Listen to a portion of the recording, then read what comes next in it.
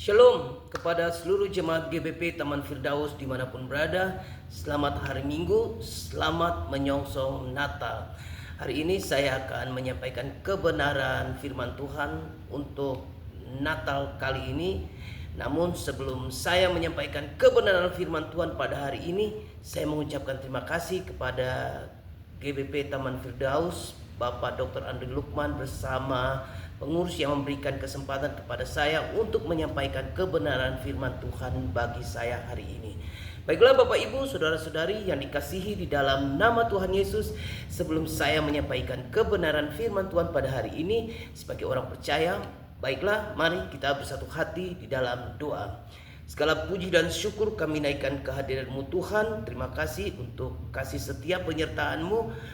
Hari ini hamba akan menyampaikan kebenaran firman-Mu. Namun sebelum hamba menyampaikan kebenaran firman Tuhan, Bapa ampuni atas segala dosa-dosa hamba, Bapa layakan dan kuduskan hamba. Berkati setiap jemaat yang mendengarkan, biarlah firman ini boleh ditabur, bertumbuh dalam kehidupan kami ya Bapa. Berkati hamba dari awal pertengahan sampai akhir. Dalam nama Tuhan Yesus hamba berdoa dan mengucap syukur kepadamu. Haleluya. Amin. Baiklah Bapak Ibu, Saudara-saudari yang dikasihi di dalam nama Tuhan Yesus. Tanpa terasa kita sudah masuk bulan Desember. Besok kita akan merayakan Natal. Nah, hari ini saya akan menyampaikan kabar sukacita buat kita semua. Kita akan sama-sama membaca firman Tuhan. Saya ambil dalam kitab Perjanjian Lama, dalam kitab Yesaya pasal 9 ayat 5-6. Saya akan membaca buat Bapak Ibu semuanya. Yesaya pasal 9 ayat 5 dan 6. Demikian bunyinya. Sebab seorang anak telah lahir untuk kita, seorang putra telah diberikan untuk kita.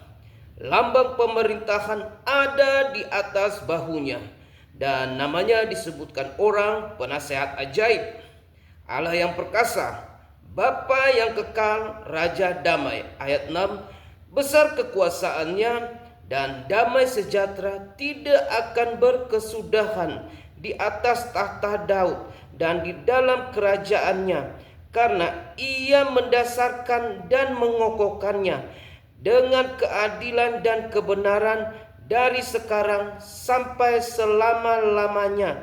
Kecemburuan Tuhan semesta alam akan melakukan hal ini. Demikian jauh pembacaan firman Tuhan. Berbahagialah kita yang mendengarkan dan mau melakukannya dalam kehidupan kita sehari-hari. Baiklah Bapak Ibu, Saudara-saudari yang dikasihi di dalam nama Tuhan Yesus. Hari ini saya akan memberikan tema, yaitu kedatangannya membawa pembebasan. Kedatangannya membawa pembebasan. Dari pembacaan firman Tuhan ini, saya menyimpulkan bahwa tidak ada seorang tokoh agama atau seorang pemimpin agama yang kelahirannya sudah dinubuatkan 2000 tahun sebelum kedatangannya. Hanya Yesus satu-satunya yang kelahiran kedatangannya sudah dinubuatkan oleh para nabi 2000 tahun yang lalu sebelum kedatangannya. Jadi kita patut berbangga, kita patut bersyukur sebagai pengikut-pengikut Kristus. Allah kita, Tuhan kita, kedatangannya sudah dinubuatkan 2000 tahun yang lalu. Nah, hari ini kita akan sama-sama belajar kedatangannya membawa pembebasan. Karena dari pembacaan dari Yesaya ini, kita mengambil ada beberapa hal. Di situ dikatakan lambang pemerintahannya ada di atas bahunya. Itu yang pertama. Yang kedua disebut adalah penasehat ajaib. Kedatangan Tuhan Yesus ke dunia ini untuk pemerintahannya ada di atas bahunya dan akan disebut sebagai penasehat yang ajaib. Allah yang perkasa. Luar biasa Bapak Ibu.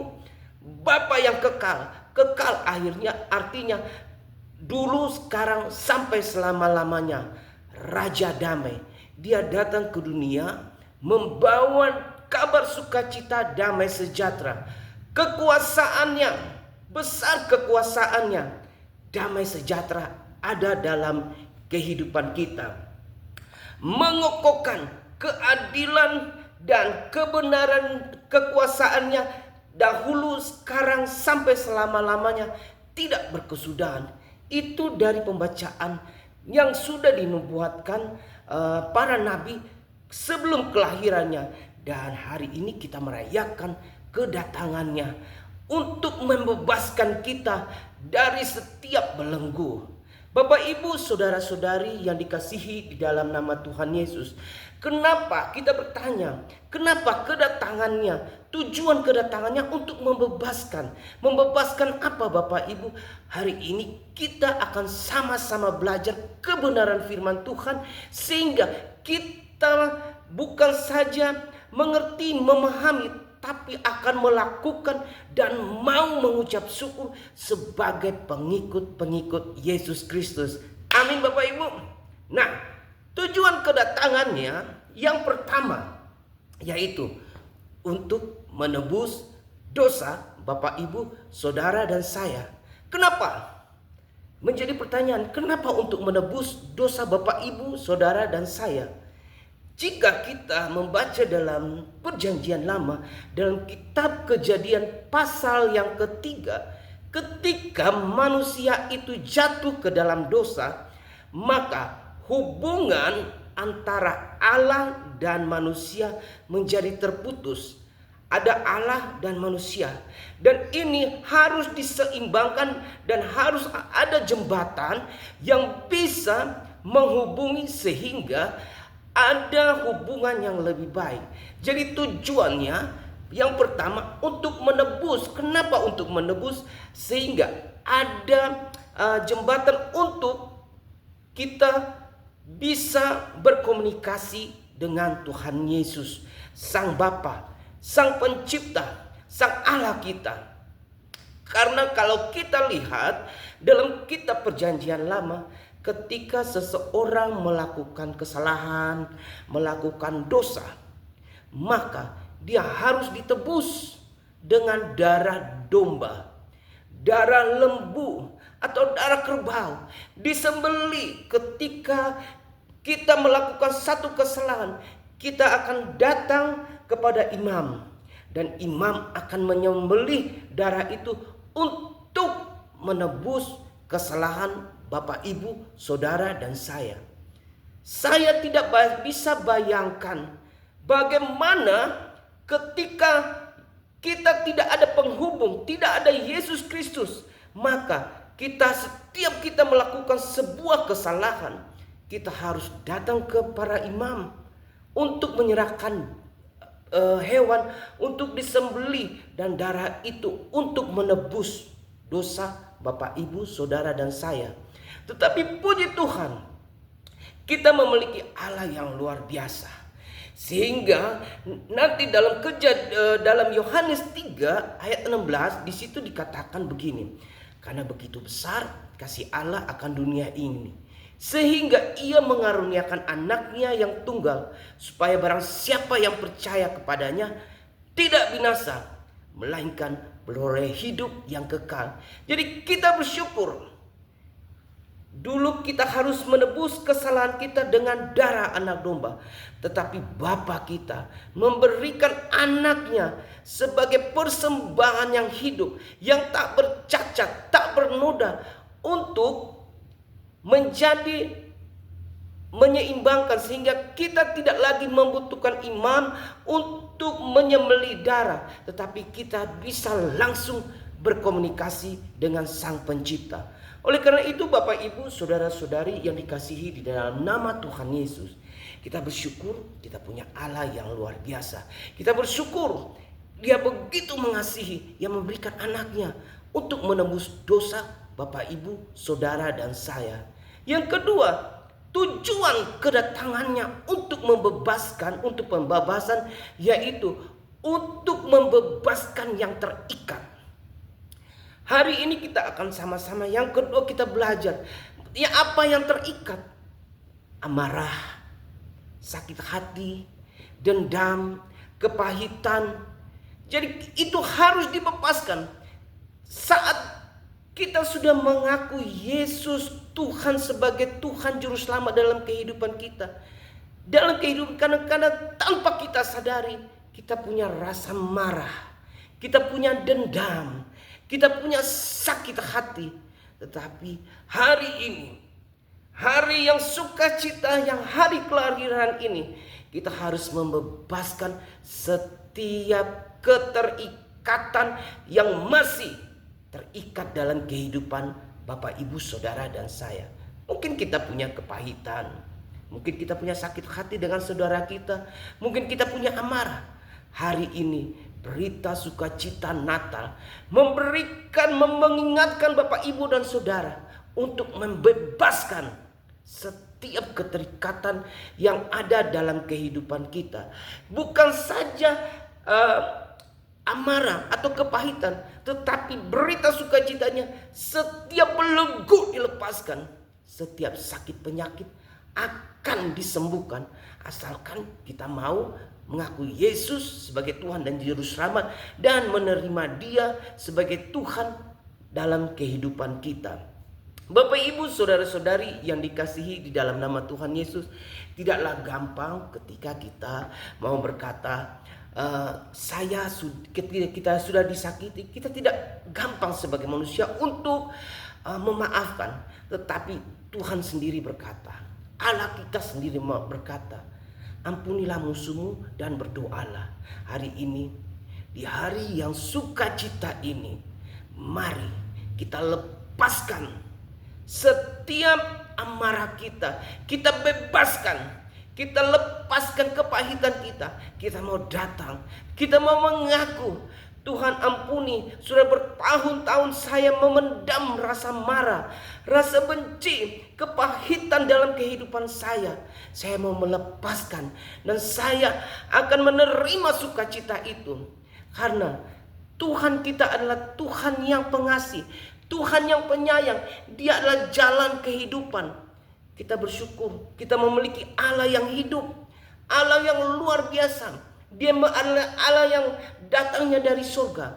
Kalau yang lain masih mereka bertanya-tanya, ya Allah, berikanlah jalanmu. Ya Tuhan, berikanlah, tunjukkanlah jalanmu.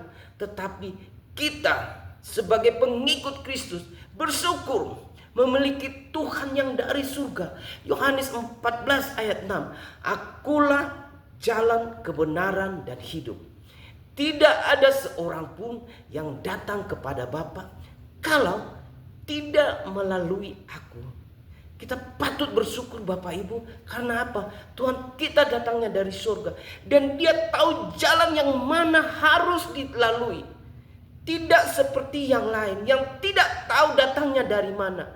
Akhir-akhir ini banyak sekali mengatakan, aku adalah keturunan dari nabi ini, aku keturunan nabi ini. Tetapi kita sebagai pengikut Kristus yang datangnya dari surga dan akan tahu jalan menuju ke Bapa, Dia akan menuntun Bapak, Ibu, Saudara, dan saya untuk membawa bertemu kepada Sang Bapa.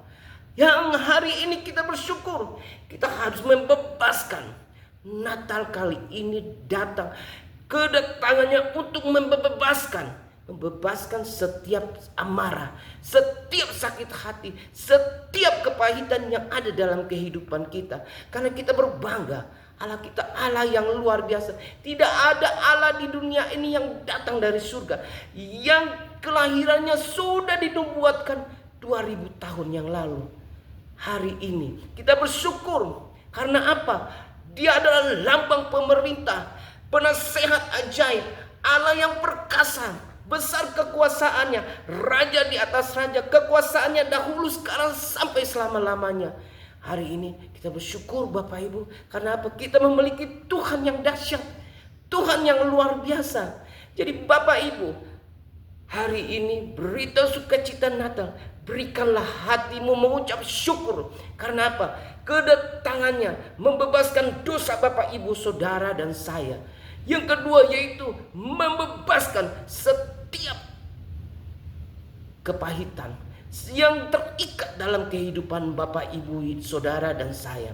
Yang ketiga, tujuan kedatangan Yesus Kristus datang ke dunia ini yaitu membawa terang. Terang itu yang akan menerangi. Ketika manusia jatuh dalam dosa, semuanya menjadi gelap. Tetapi ketika Yesus datang membawa terang. Begitupun kita dalam kehidupan saat ini. Kita sebagai pengikut Kristus, kita harus menjadi terang bagi orang-orang di sekitar kita. Kita menjadi terang di dalam keluarga kita. Kita harus menjadi terang dalam komunitas kita. Kita harus menjadi terang di dalam tempat pekerjaan kita. Itulah tujuan kedatangan Yesus.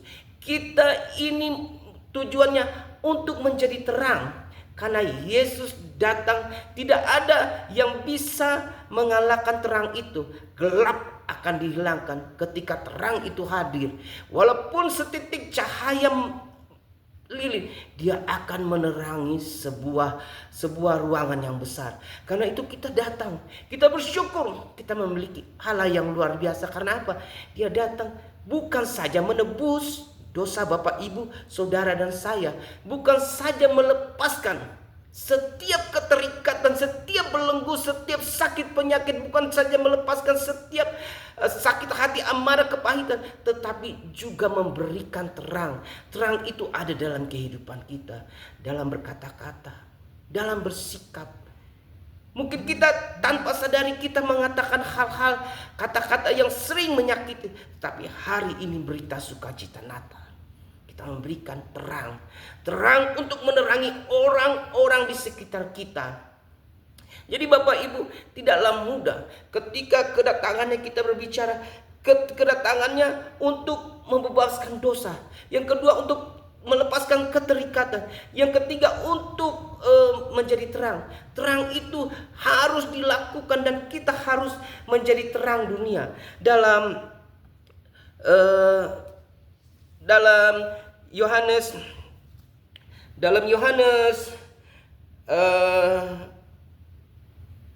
8 ayat 12 berkata begini. Yohanes 8 ayat 12 berkata, maka Yesus berkata pula kepada orang banyak, katanya, akulah terang dunia. Barang siapa mengikut aku, ia tidak akan berjalan dalam kegelapan, melainkan ia akan mempunyai terang hidup. Amin. Jadi ketika kita sudah mengikut Yesus, kita menjadi terang. Tidak ada yang bisa mengalahkan kegelapan. Kita bersyukur hari ini kita merayakan Natal, kelahirannya, dan kita dilahirkan menjadi pengikut Kristus yang menjadi terang bagi kehidupan orang-orang di sekitar kita. Yang menjadi pertanyaan buat kita, apakah dengan Yesus datang ke dunia ini sudah membebaskan dosa Bapak, Ibu, Saudara, dan saya, sudah melepaskan setiap belenggu keterikatan, sudah menjadi terang dunia? Apakah semua akan baik-baik saja? Dalam tantangan dunia saat ini tidaklah mudah Bapak, Ibu. Ada saja banyak pergumulan, banyak tantangan. Mengikut Yesus itu tidaklah mudah. Kita harus membayar harga. Ketika kita percaya bahwa Dia sudah menyelamatkan hidup kita, tidaklah mudah. Banyak orang memberikan kesaksian ketika dia bertobat dan bersungguh-sungguh mengikut Yesus. Persoalan semakin berat, tantangan semakin datang silih berganti. Tapi kita bersyukur bahwa Tuhan tidak akan memberikan cobaan melebihi daripada kekuatan Bapak, Ibu, Saudara, dan saya. Dalam Matius 8 ayat 11, Matius 11 ayat 29 sampai 30 berkata begini. Pikulah kuk yang kupasang dan belajarlah padaku, karena aku lemah lembut dan rendah hati, dan jiwamu akan mendapat ketenangan. Sebab kuk yang kupasang itu enak dan bebanku pun ringan. Bapak, Ibu, Saudara-saudari yang dikasihi di dalam nama Tuhan Yesus, dalam mengiringi Tuhan dalam kehidupan kita. Kita harus membayar harga, kita harus mempunyai kerendahan hati. Kita harus memikul kuk. Kuk itu artinya kita ada sesuatu yang mengikat dalam kehidupan kita. Kita harus menjadi teladan bagi orang-orang di sekitar kita. Kita memasang, Tuhan memberikan kuk. Kamu harus taat, membaca firman Tuhan, mendengarkan kebenaran firman Tuhan, untuk bersekutu dengan orang-orang yang percaya. Nah, inilah yang kita harus dimaksudkan. Tuhan memberikan kuk itu tidak mahal, tidak jauh, tetapi minta komitmen dari Bapak, Ibu, Saudara saya untuk memakai kuk itu supaya beban itu tidak lagi berat. Ketika sudah diberikan menebus dosa, sudah melepaskan setiap keterikatan dan menjadi terang, kita juga harus memakai kuk untuk menuntun agar jalan kita benar. Walaupun kita sudah memakai kuk, Bapak Ibu, ada saja rintangan, tantangan dalam kehidupan kita. Bukan saja penolakan-penolakan. Kita mau melayani, kadang-kadang kita pun ditolak. Kita masuk dalam komunitas pun, kita pun kadang-kadang ada selisih paham. Kita kemanapun pasti ada salah paham. Ingat Bapak, Ibu, Saudara-saudari yang dikasihi di dalam nama Tuhan Yesus, dalam pengiringan kepada Yesus Kristus tidaklah mudah. Karena kita perlu ditolak, kita perlu mendapat direndahkan. Kadang-kadang kita penuh dengan dibenci sama orang. Kita harus ingat kedatangan Yesus pertama kali ke dunia ini. Dia datang, dia pun ditolak. Dalam ketika Yesus lahir pun, dia datang ketika Maria dan Yusuf datang dari satu penginapan ke satu penginapan. Tidaklah mudah, mereka ditolak. Karena apa? Karena tempatnya sudah penuh. Tetapi Yesus mau bilang, aku pun dahulu ditolak. Tidak mudah. Itulah yang kita sebagai pengikut Kristus, ketika Bapak Ibu ditolak, ketika direndahkan, ketika disakiti, ingat, Yesus pun dahulu ditolak oleh imam-imam, ditolak oleh ahli-ahli Taurat, ditolak oleh dunia. Allah kita saja ditolak. Bagaimana kita sebagai pengikut? Kita pun komitmen harus siap untuk menerima ketika ditolak. Dalam Lukas 9 ayat 22 di sini dia berkata, dan Yesus berkata, anak manusia harus menanggung banyak penderitaan dan ditolak oleh tua-tua, imam-imam, kepala dan ahli Taurat, lalu dibunuh dan dibangkitkan pada hari yang ketiga. Amin. Jadi Bapak, Ibu, Saudara-saudari yang dikasihi di dalam nama Tuhan Yesus, berita sukacita Natal tidaklah mudah. Dalam pengiringan hidup kita terhadap Yesus Sang Juru Selamat, tidaklah mudah. Banyak tantangan, banyak cobaan, tetapi Yesus berbilang, hari ini berikanlah kerendahan hati, milikilah kerendahan hati.